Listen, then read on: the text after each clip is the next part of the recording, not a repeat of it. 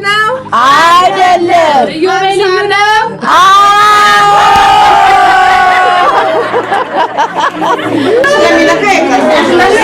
ሰው ትላንት ደህና ሆኖ ዛሬ አረፈ መባሉን ስሰማ እንዴት ያስደነግጣል።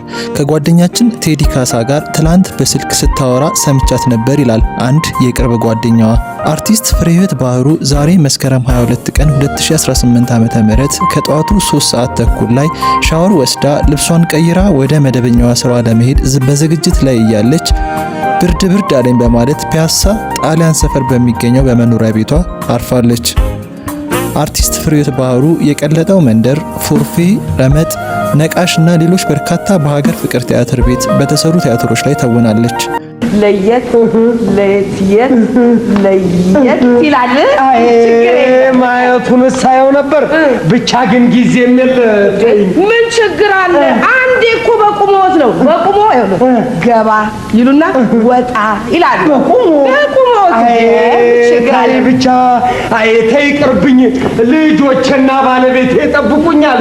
ግድ የለዎትም። እርሶ ይቅመሱት እንጂ ልጆችና ባለቤቶትን የሥራ ባልደረባዎችን በሙሉ ይዘው ይመጣሉ። ኧረ ተይ እባክሽ፣ ይሄ ነገር ተይ አይሆነኝም። ተይ አይሆነኝም። ተይ ስልሽ ይሄ ነገር አይሆነኝም። ጨነቃችሁ። የእናትን ልደት ማክበር እንዴት ነው? በጣም ደስ ይላል። እንግዲህ ያው አብረን ልናየው ነው። ሰርፕራይዝ ስለሆነ እንግዲህ አብረን ነው የምናውቀው ስለሆነ ነገር ስሜቱንም ሁሉንም ነገር። እሺ ፍሬዬን እንኳን ተወለድሽልኝ እናቴ በላት። ወደፊትም ደግሞ በጎ ምኞትን ተመኝላት። እሺ ፍሬዬ እንኳን ተወለድሽ፣ ረጅም ዕድሜና ጤና እንዲሰጥሽ እመኝልሻለሁ። አመሰግናለሁ። አርቲስት ፍሬህይወት በሀገር ፍቅር ቲያትር ቤት በውዝዋዜና ዳንስ ተቀጥራ ችሎታቸውን በመድረክ ካሳዩት አንጋፋ ከያንያን መካከል አንዷ ነበረች። በሀገር ፍቅር ቲያትር ለበርካታ ዓመታት በሙያዋ ያገለገለችው አርቲስቷ በበርካታ ፊልሞች፣ የቴሌቪዥን ድራማና የሙዚቃ ክሊፖች ላይ በትወና ተሳትፋለች።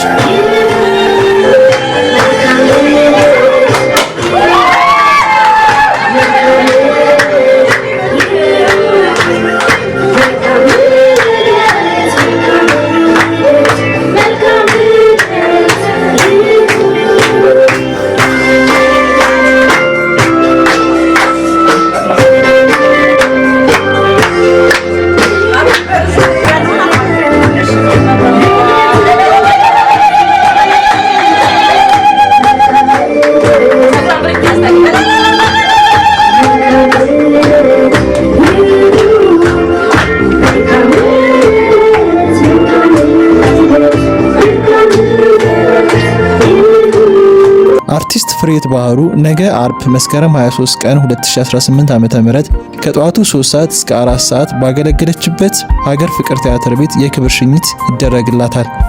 የቀብር ስነ ስርዓቱም ከረፋዱ 5 ሰዓት እስከ 6 ሰዓት በቀጨኔ ደብረ ሰላም መድኃኔዓለም ቤተክርስቲያን የሙያ አጋሮቿ፣ ወዳጅ ዘመዶቿ በተገኙበት ይፈጸማል። አርቲስት ፍሬህይወት ባህሩ የሁለት ልጆች እናት እና የልጅ ልጅ አይታለች።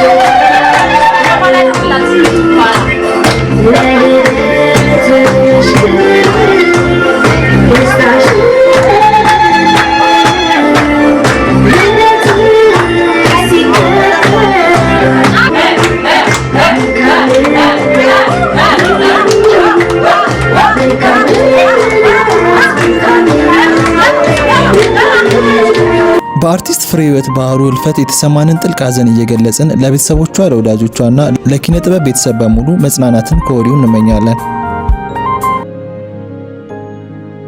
ምን ትመስላለች እቺ የተንጠለጠለ ሸረሪት የመሰለች?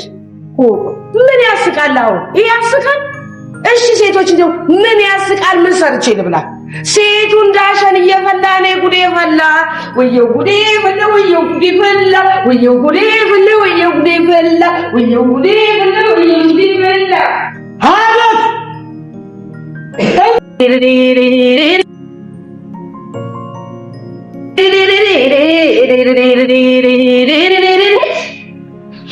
አረ ሽንትሽ ቋራት ምን ትላለች እቺ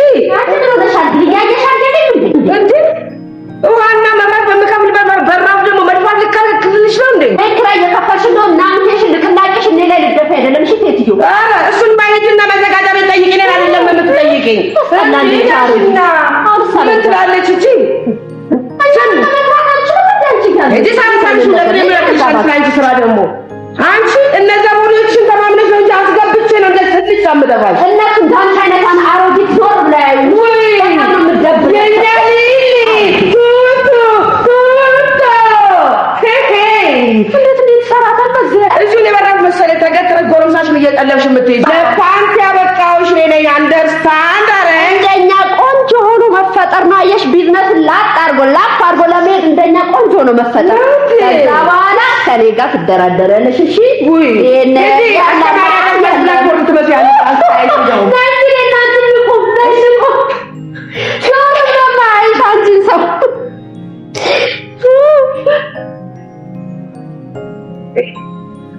ሄደ ምን ይመስላል? ደግሞ ጉቶ ታዲያ ሴት ቆንጆ አይ ታዲያ ምን እየሰራሽ ነው? ያው ቢዝነስ እየተቀላቀልኩ ነው። ታዲያ ከኔ ጋር ብናመሽ ምን ይመስልሻል?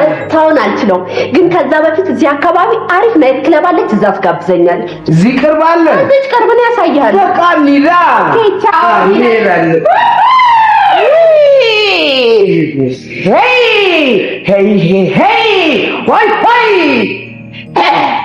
ምን ታበጫለሽ? እንግዲህ የምታበጪው ነገር እንዳለ አቤት የሰራታል ስራ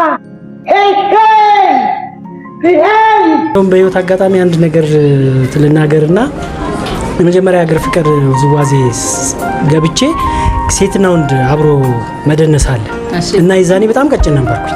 የደረሰችን ፍርዬ ነበረች እና አጋጣሚ አትሰማውም እንግዲህ ስታየው እኔ ቀጭን ነበርኩና እሷ ደግሞ ከፍ ያለች ወፍራም ነችና የወንበር ዳንስ የሚባል ወንበር ላይ ቁጭ ብዬ ተሽከርክራ መጣ እኔ ላይ ቁጭ ብላ እንደዚህ አድርጌ መመለሳት ነው። እንደመጣች ስንት አጥንት እንደተሰበረ የማውቀው ነገር የለም። ይሄን ቁመት የሚያጠረው በዛ ምክንያት ቁመት መታ ቁጭ አለች። የሆነ ሲንቋቋ ሰምቻለሁ።